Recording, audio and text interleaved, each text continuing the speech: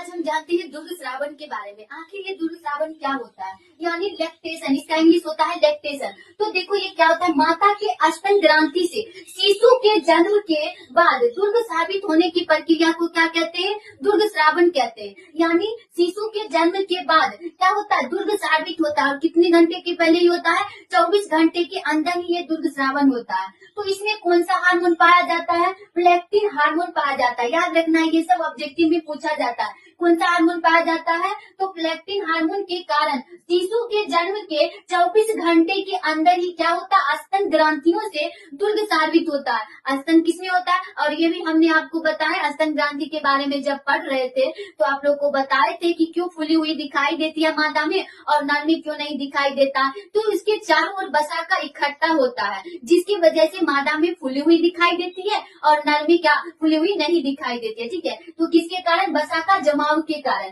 तो दुर्ग साबित होता है, होने लगता है कितने घंटे के अंदर, 24 घंटे के अंदर। याद रखना है, दुर्ग श्रावण की शुरुआत कैसा होता है, गाढ़े पीले रंग का होता है। आप गाय का भी दूध देखते होंगे सर, यानी बच्चे के जन्म के बाद जब देखते होंगे तो पीला दूध निकलता होगा, गाढ़े पीला। तो याद रखना है कैसा निकलता है, तो गाढ़े पीले रंग का दुर्ग साबित होता है, जिसे खीस कहते हैं। इंग्लिश में उसको कहते हैं कोलेस्ट्रॉम। ठीक है ना, इसको क्या कहते हैं, जो वो गाढ़े पीले रंग का निकलता है, खीस, कोलेस्ट्रॉम। ठीक है, कहते हैं। आगे देखो, कोलेस्ट्रॉम में क्या होता है, IgA। कौन सा एंटीबॉडी पाया जाता है, IgA। शर्करा, विटामिन, वसा, खनिज, लवण और क्या पाया जाता है, जल पाया जाता है। याद रखना, ये सब में ये जो दूध निकलता है फर्स्ट बार, तो उसमें कौन कौन सा विटामिन पाया जाता है, शर्करा, विटामिन, वसा, खनिज, लवण और क्या पाया जाता है, जल पाया जाता है। माता से प्राप्त दुर्ग 6 महीने तक शिशु के लिए संपूर्ण आहार का कार्य करता है और क्या करता है, शिशु को रोगाणुओं से बचाता है।